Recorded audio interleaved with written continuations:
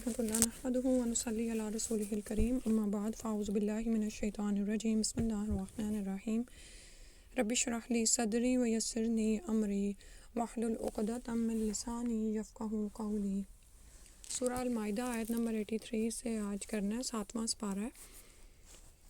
اعوذ باللہ من الشیطان الرجیم وَإِذَا سَمِعُوا مَا أُنزِلَ إِلَى الرَّسُولِ تَرَىٰ أَعْيُنَهُمْ تفيض من الدمع مما عرفوا من الحق يقولون ربنا آمنا فاكتبنا مع الشاهدين۔ اور جب وہ رسول صلی اللہ علیہ وسلم کی طرف نازل کردہ کلام کو سنتے ہیں تو آپ ان کی آنکھیں آنسوؤں سے بہتی ہوئی دیکھتے ہیں، اس سبب سے کہ انہوں نے حق کو پہچان لیا۔ وہ کہتے ہیں کہ اے ہمارے رب، ہم ایمان لے آئے، پس تو ہم کو بھی ان لوگوں کے ساتھ لکھ لے جو تصدیق کرتے ہیں۔ تو آپ کو یاد ہوگا کہ پچھلی دفعہ والی آیت میں ہم نصارہ کے بارے میں پڑھ رہے تھے، ٹھیک ہے، کہ تم ان نصارہ کو ایمان والوں کا سب سے زیادہ دشمن تم یہودیوں اور مشرکوں کو پاؤ گے، اور ایمان والوں سے زیادہ دوستی قریب آپ یقیناً انہیں پائیں گے جو اپنے آپ کو نصارہ کہتے ہیں۔ یہ اس لیے کہ ان میں علماء اور عبادت کے لیے گوشہ نشین افراد پائے جاتے ہیں، اور اس وجہ سے کہ وہ تکبر نہیں کرتے، اور انہیں کے لیے پھر آ رہا ہے کہ جب وہ رسول کی طرف نازل کردہ کلام کو سنتے ہیں تو آپ ان کی آنکھوں سے آنسو بہتے ہوئے دیکھتے ہیں۔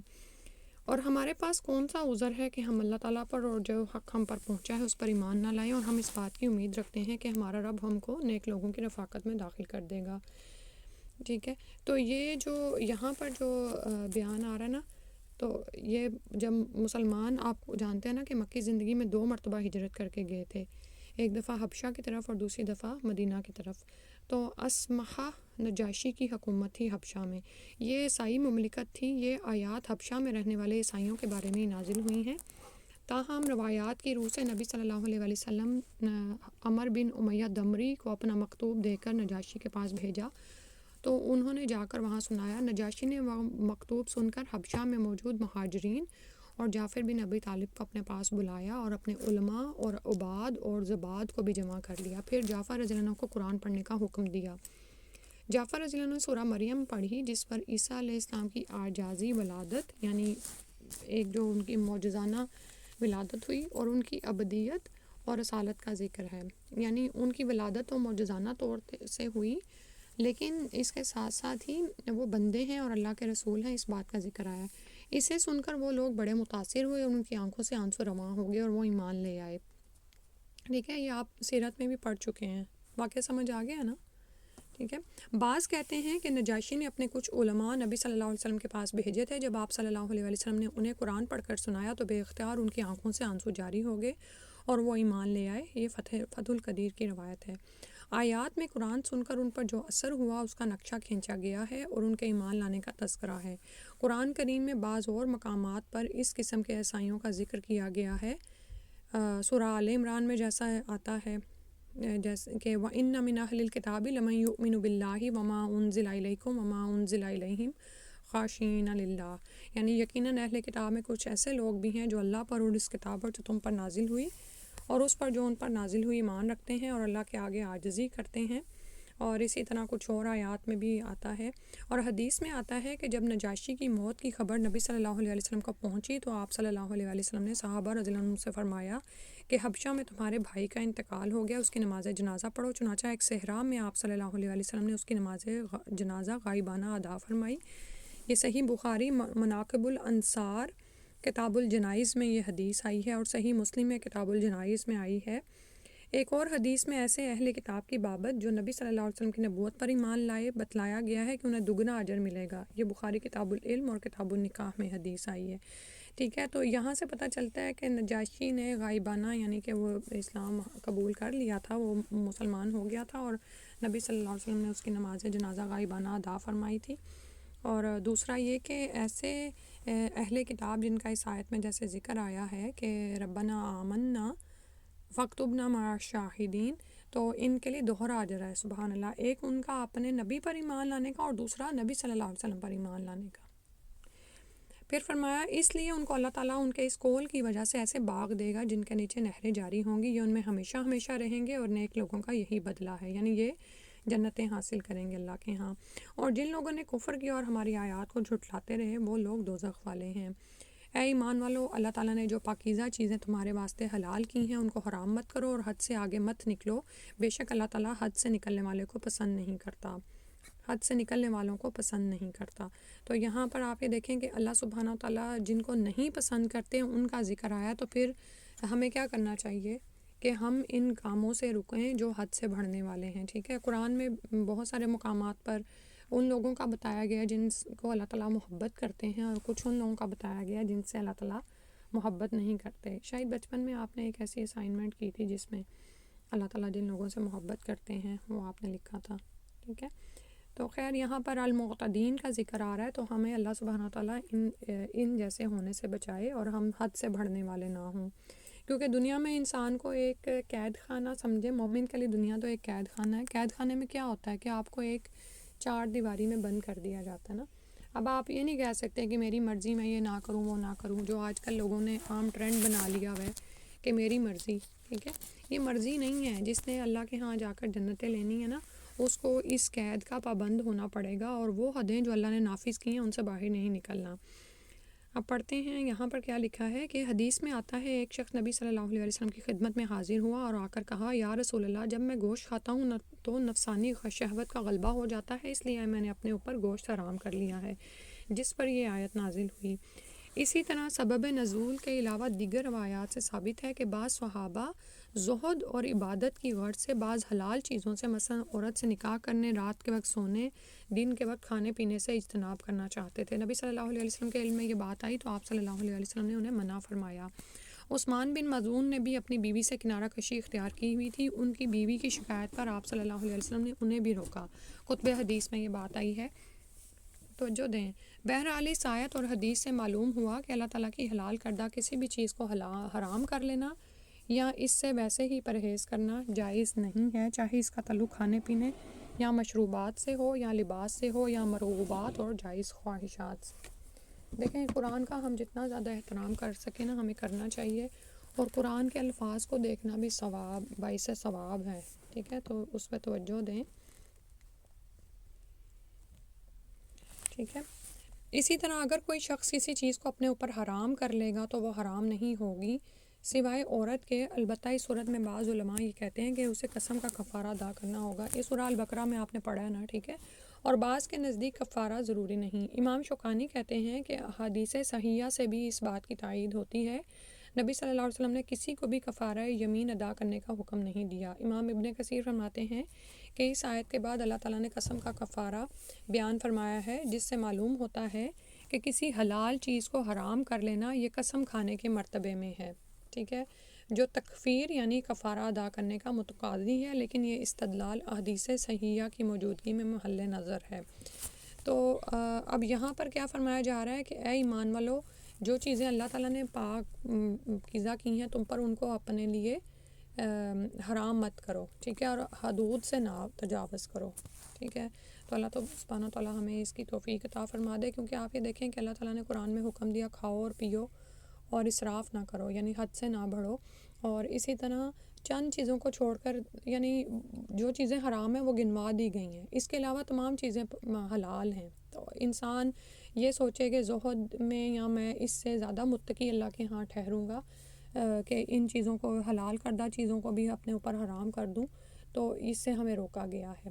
اور سبحان اللہ صحابہ سے بہت ساری مثالیں ہمارے سامنے آتی ہیں جو ہم نے یہاں پر پڑھی ہوئی ہیں، ٹھیک ہے، کہ جو چیزیں اللہ تعالیٰ نے حلال کی ہیں ہم ان کو حلال ہی رکھیں اور نام نہاد تقویٰ میں نہ پڑیں، ٹھیک ہے، الا یہ کہ آپ کو کسی چیز سے کوئی بیماری لاحق ہو جاتی ہو، یہاں آپ اس سے کچھ یعنی وہ آپ کے لیے ویسے ہے تو حلال لیکن آپ کے لیے وہ مفید نہیں ہے، ہاں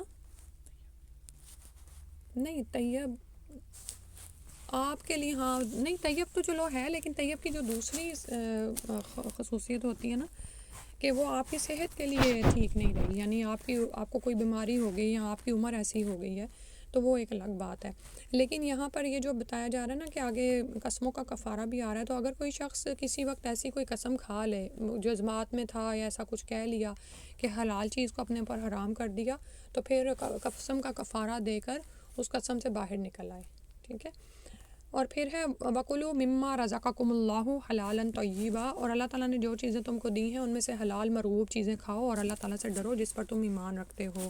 اللہ تعالیٰ تمہاری قسموں میں لغو قسم پر تم سے مواخذہ نہیں فرماتا، یعنی ایسے ہی جیسے لوگ لغو میں بغیر ارادے کے اور نیت کے کوئی نہ کوئی بات کرتے ہیں نا، اس پہ پکڑ نہیں ہے، لیکن مواخذہ اس پر فرماتا ہے۔ مواخذے کا مطلب ہے پکڑ اس پر ہے، یعنی پوچھ اس پر ہوگی کہ تم جن قسموں کو مضبوط کر دو، یعنی دل کے ارادے کے ساتھ پکا کر کے کھاؤ، اور ان سے پھر اگر تو وہ ایسی قسمیں ہیں کہ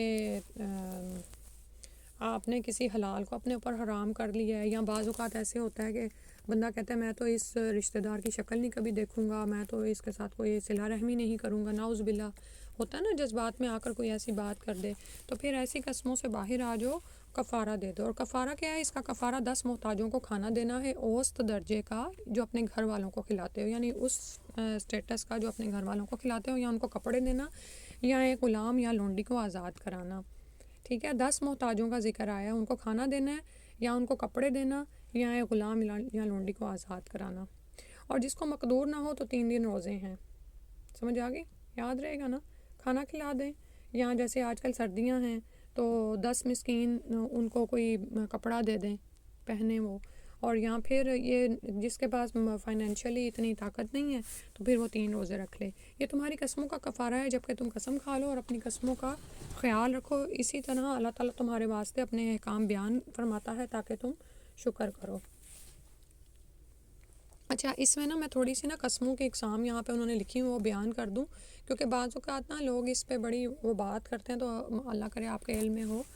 قسم، جس کو عربی میں حلفن یا یمین کہتے ہیں، جس کی جمع احلافن ہے اور ایمان ہے۔ 3 قسم کی ہیں۔ لغون، جس کا اوپر ذکر ہے، یہ غموس ہے میرے خیال سے، غموس معقدہ، ٹھیک ہے۔ لغو جو پہلی بتائی ہے نا، وہ قسم ہے جو انسان بات بات میں عادتاً بغیر ارادے اور نیت کے کھاتا رہتا ہے، اس پر کوئی پکڑ نہیں، کوئی مواخذہ نہیں ہے، ٹھیک ہے۔ مثلا کچھ لوگوں کی عادت ہوتی ہے، عربی میں جیسے ہوتا ہے نا تاللہ واللہ، اور کچھ لوگوں نے ایک دوسرے سے سن کے وہ اپنی ان کی عادت میں ہی شامل ہو گیا ہوتا ہے، لیکن ان کا اس میں نیت یا دل کا ارادہ نہیں شامل ہوتا، صحیح ہے۔ یا انسان ایسے کہہ دیتا ہے قسم سے میں یہ ایسے نہیں کروں گا آئندہ، یا اور وہ حلال ہی کام ہوتا ہے جس سے وہ رک رہا ہوتا ہے، تو ایسے وہ لوگ کہتے رہتے ہیں، ان پر مواخذہ نہیں ہے۔ دوسری غموس ہے، وہ جھوٹی قسم ہے جو انسان دھوکہ اور فریب دینے کے لیے کھائے، یہ کبیرہ گناہ بلکہ اکبر الکبائر ہے، ٹھیک ہے، لیکن اس پر کفارہ نہیں ہے۔ یہ تو کھانی ہی نہیں چاہیے نا، یہ جھوٹی قسم ہے، جیسے جھوٹ بولنے سے، شہادت و زور سے روکا گیا ہے، اسی طرح کوئی کسی کو دھوکہ دینے کے لیے، فریب دینے کے لیے جھوٹی ایسی قسمیں کھا دے، ٹھیک ہے، یا مال سمیٹنے کے لیے کسی کا، تو اس کو تو کبیرہ گناہ میں ڈالا گیا اور اکبر الکبائر ہے، اور اس پر کفارہ نہیں، کیونکہ یہ تو ہے ہی گناہ، اس سے پھر وہ توبہ کرنی پڑے گی، اور اگر اکبر الکبائر کہا جا رہا ہے تو پھر ایمان کی تجدید کرنی پڑے گی، ٹھیک ہے۔ معقدہ کیا ہے کہ عقد، یعنی کہ وہ قائم پڑ جاتی ہے، وہ قسم ہے جو انسان اپنی بات میں تاکید اور پختگی کے لیے ارادتاً نیتاً کھائے، اس کے دل کا ارادہ بھی ہے اور نیت بھی ہے، ایسی قسم اگر توڑے گا تو اس کا وہ کفارہ ہے جو آگے آیت میں بیان کیا جا رہا ہے، ٹھیک ہے۔ ابھی یہ جو ہم نے اوپر پڑھا ہے نا، میں نے آپ کو تھوڑا بتایا ابھی، اور باقی انہوں نے وہ جو 10 مسکینوں کو کھانا کھلانا نا، اس کا لکھا ہوا ہے کہ اس کھانے کی مقدار میں کوئی صحیح روایت نہیں، اس لیے اختلاف ہے، تو لیکن یہ ہے کہ ایک اور جگہ پر جس کفارے کا ذکر ہے اس میں تقریباً 10 چھٹانک فی مسکین خوراک قرار دی ہے، تو پھر اتنی ہو، ٹھیک ہے۔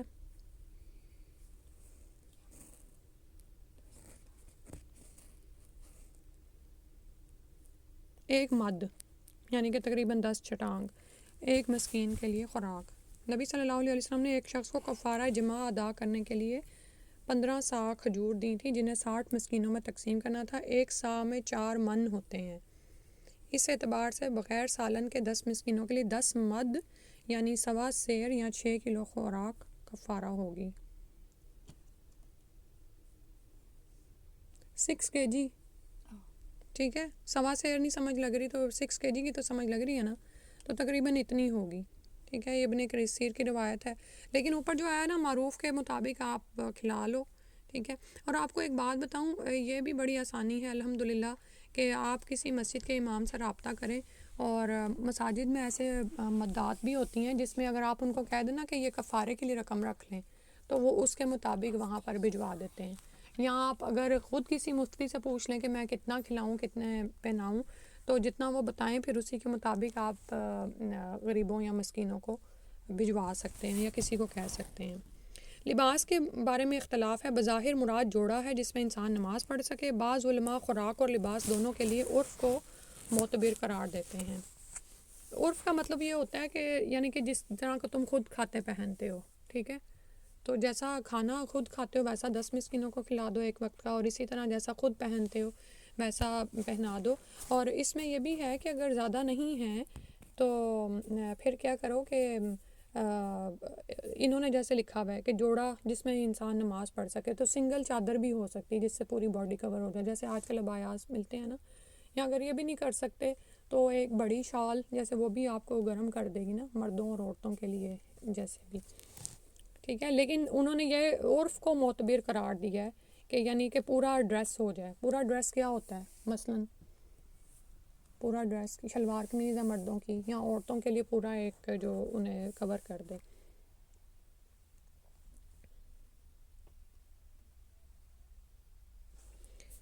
اچھا، اور جو آخری چیز ہم نے پڑھی ہے وہ ہے کہ مذکورہ تینوں چیزوں میں سے کسی کی طاقت نہ ہو تو وہ 3 روزے رکھے. یہ روزے اس کی قسم کا کفارہ ہو جائیں گے. بعض علماء پے در پے روزے رکھنے کے قائل ہیں اور بعض کے نزدیک دونوں طرح جائز ہیں. یعنی اس میں شرط نہیں لگائی گئی کہ ضرور مسلسل ہی رکھنے ہیں، بلکہ وہ کہہ رہے ہیں کہ دونوں طرح جائز ہیں. اس کے بعد ہے، اے وہ لوگوں جو ایمان لائے ہو، بات یہی ہے کہ شراب اور جوا اور تھان اور فال نکالنے کے پان سے سب گندی باتیں شیطانی کام ہیں، ان سے بالکل الگ رہو تاکہ تم فلاح یاب ہو. یہ شراب کے بارے میں تیسرا حکم ہے. پہلے اور دوسرے حکم میں صاف طور پر ممانعت نہیں فرمائی گئی، یعنی واضح طور پر منع نہیں کیا گیا تھا. کیا تھا؟ انما الخمر والمیسر،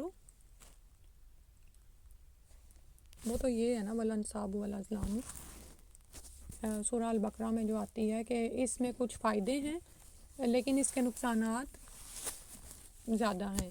اور پھر ایک جگہ پہ فرمایا نماز کے قریب نہ جاؤ اس حال میں کہ تم سکارا، ہاں، نشے کی حالت میں ہو. اب یہ تیسرا حکم آ رہا ہے کہ ان میں منع نہیں کیا گیا تھا، ٹھیک ہے، ان میں یہ ایک اشارہ دے دیا گیا تھا کہ شراب کے تمہیں دیکھو، آپ دنیا میں جو بھی شر ہے نا، بظاہر دیکھنے میں بعض اوقات آپ کو اس میں کوئی نہ کوئی بھلائی خوبی نظر آتی ہے. مثلا لوگ جیسے انہیں میوزک سے روکو تو وہ کیا کہتے ہیں، یہ تو ہمیں بڑا سکون دیتا ہے، لیکن اس کے جو نقصانات ہیں نا وہ کہیں زیادہ ہیں، ٹھیک ہے. تو اسی طرح یہ اشارہ دیا گیا کہ فائدے تو ہیں کچھ لیکن نقصانات کہیں زیادہ ہیں. پھر کہا گیا کہ نماز جس میں تم خاص اللہ سبحانہ تعالیٰ کے سامنے جا رہے ہو تو ایسی حالت میں نہ جاؤ کہ تمہیں پتہ ہی نہ چلے کہ تم کیا پڑھ رہے ہو، ٹھیک ہے. اب یہاں پر اسے اور اس کے ساتھ جوا پرستش گاہوں یا تھانوں اور فال کے تیروں کو رجس یعنی پلید اور شیطانی کام قرار دے کر صاف لفظوں میں ان سے اجتناب کا حکم دے دیا گیا ہے، ٹھیک ہے. آپ یہ دیکھو کہ انسانوں کا یہ حال ہے کہ باوجود اس کے کہ یہاں پر لکھا ہوا ہے رجسم من عمل الشیطان، پھر بھی لوگ کہتے ہیں ہاں دکھاؤ کہاں پر خمر اور میسر حرام کیے گئے ہیں. یعنی اس سے بڑھ کے اللہ تعالیٰ آپ کو کیا بتائیں کہ یہ شیطانی عمل میں سے ہیں. اور سورہ یاسین میں ہی آتا ہے کہ کیا میں نے علم آحد علیکم یا بنی آدم لا تعبدوا الشیطان، پڑھو پورا، انہ لکم عدو مبین. تو وہ تمہارا کھلا دشمن ہے، شیطانی عمل ہیں، یہ گندگی ہیں، تو پھر بھی نہیں تم ان سے رکو گے. تو پھر اس علاوہ ازیں اس آیت میں شراب اور جوا کے مزید نقصانات بیان کر کے سوال کیا گیا کہ اب بھی باز آؤ گے کہ نہیں. مقصد کیا ہے؟ اہل ایمان کی آزمائش ہے. چنانچہ جو اہل ایمان تھے وہ تو اللہ تعالیٰ کی منشا کو سمجھ گئے کہ اللہ تعالیٰ کیا چاہ رہے ہیں آپ سے، اور اس کی قطعی حرمت کے قائل ہو گئے اور کہا انتہینا ربنا، اے ہمارے رب ہم باز آ گئے. لیکن آج کل کے بعض دانشور کیا کہتے ہیں کہ اللہ نے شراب کو حرام کہاں قرار دیا ہے. یعنی اللہ تعالیٰ رحم فرما دے. اور اللہ سبحانہ و تعالیٰ، اور دیکھیں پھر فرمایا فجتنبوہ، واضح طور پر فرمایا کہ رک جاؤ اس سے بالکل الگ رہو، اجتناب کرو. اور پھر لعلکم تفلحون، اور اس کو چھوڑو گے تو تمہارے لیے فلاح ہے، کامیابی ہے. پھر اس کے بعد فرمایا شیطان تو یوں چاہتا ہے کہ شراب اور جوئے کے ذریعے سے تمہارے آپس میں عداوت یعنی دشمنی اور بغض واقعہ کرا دے۔ بغض کیا ہوتا ہے کہ ایک دوسرے کے بارے میں کوئی کینہ رکھنا، اور اللہ تعالیٰ کی یاد سے اور نماز سے تمہیں باز رکھے، سو اب بھی باز آ جاؤ۔ یہ شراب اور جوئے کے مزید معاشرتی اور دینی نقصانات بتائے جا رہے ہیں، جن کی وضاحت یعنی اتنی وضاحت اس کی کیا اس سے بڑھ کر کیا ہوگی کہ آپ خود ہی جانتے ہیں کہ شراب اور جوئے میں پڑے ہوئے کتنی ہی لوگ ہیں، ہمارے سامنے بے شمار ایسی مثالیں ہیں کہ یہی صورتحال ہوتی ہے۔ ٹھیک ہے، شراب کیا کرتی ہے؟ گھروں کے گھر تباہ کر ڈالتی ہے، نہ صرف زندگیاں بلکہ آخرت کا تو نقصان ہے ہی۔ اور پھر یہ کہ جوئے میں بظاہر وقتی فائدہ ہوتا ہے، لیکن جو ہار رہا ہے وہ آگے سے آگے پھر جیتنے والے کے خلاف آپس میں جو دشمنی اور بغض اس کے دل میں آ جاتا ہے۔ شراب کو ام الخبائث کہا جاتا ہے، اور جوا بھی ایسی بری لت ہے کہ انسان کو کسی کام کا نہیں چھوڑتی، اور بسا اوقات رئیس زادوں اور خاندانی جاگیرداروں کو مفلس اور کلاش بنا دیتی ہے۔ اعاذنا اللہ منہما، اللہ تعالیٰ ہمیں ان دونوں سے بچائے۔ کیونکہ کیا ہوتا ہے کہ انسان بس اس لالچ میں کہ اب جیت جاؤں گا کتنی ہی وہ اپنی جائیدادیں ہار جاتا ہے۔ پھر فرمایا تم اللہ تعالیٰ کی اطاعت کرتے رہو اور رسول کی اطاعت کرتے رہو اور احتیاط رکھو، اگر اعراض کرو گے تو یہ جان رکھو کہ ہمارے رسول کے ذمہ تو صاف صاف پہنچا دینا ہے۔ ٹھیک ہے، تو اللہ سبحانہ تعالیٰ سے دعا ہے کہ جو احکامات ہم پڑھیں اس کے مطابق عمل کریں۔ اس آیت پہ رکوع ہو جائے گا، اگلا بھی کر لیتے ہیں۔ ایسے لوگوں پر جو ایمان رکھتے ہیں اور نیک کام کرتے ہوں، اس چیز میں گناہ نہیں جس کو وہ کھاتے پیتے ہوں، جب کہ وہ لوگ تقویٰ رکھتے ہوں اور ایمان رکھتے ہوں اور نیک کام کرتے ہوں، پھر پرہیزگاری کرتے ہوں اور خوب نیک عمل کرتے ہوں، اللہ ایسے نیکوکاروں سے محبت رکھتا ہے۔ ٹھیک ہے، تو حرمت شراب کے بعد بعض صحابہ رضی اللہ عنہم کے ذہن میں یہ بات آئی کہ ہمارے کئی ساتھی جنگوں میں شہید ہوئے یا ویسے ہی فوت ہو گئے جبکہ وہ شراب پیتے رہے، تو اس آیت میں اس شبہ کا ازالہ کر دیا گیا کہ ان کا خاتمہ ایمان و تقویٰ پر ہی ہوا ہے، کیونکہ شراب اس وقت تک حرام نہیں ہوئی تھی۔ ٹھیک ہے، تو اللہ سبحانہ تعالیٰ یہاں پر جو اس آیت میں ہمیں حکم جو مل رہا ہے کہ لیس علی الذین آمنوا وعملوا الصالحات جناح فیما طعموا اذا ما اتقوا وآمنوا وعملوا الصالحات ثم اتقوا وآمنوا ثم اتقوا واحسنوا، اور ایمان لائے پھر تقوی اختیار کیا اور احسان کیا۔ ٹھیک ہے، واللہ یحب المحسنین، تو یہاں پر وہ آیت آ گئی کہ اللہ تعالیٰ کن لوگوں سے محبت کرتا ہے، اللہ تعالیٰ احسان کرنے والوں سے محبت کرتے ہیں۔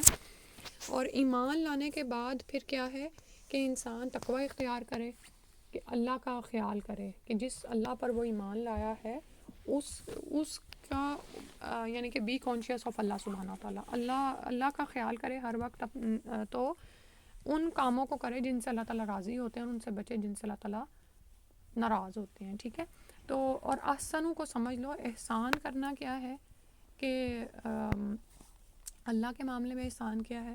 نماز میں کیا کرو، آپ ایسے نماز ادا کرو کہ جیسے اللہ کو دیکھ رہے ہو، اگر یہ نہیں کر سکتے تو یہ خیال کرو کہ اللہ تعالیٰ تمہیں دیکھ رہے ہیں۔ اور لوگوں کے ساتھ احسان کا معاملہ کیا ہے کہ وہ معاملہ کرو لوگوں کے ساتھ جو تم اپنے لیے پسند کرتے ہو، تو ایسے ہی لوگوں سے اللہ سبحانہ تعالیٰ محبت رکھتے ہیں۔ اللہ سبحانہ تعالیٰ ہمیں ان لوگوں میں شامل فرما دے۔ اللہم اجعلنا من المحسنین، آمین۔ سبحانک اللہم و بحمدک، اشہد ان لا الہ الا انت، استغفرک و اتوب الیک۔ السلام علیکم و رحمۃ اللہ۔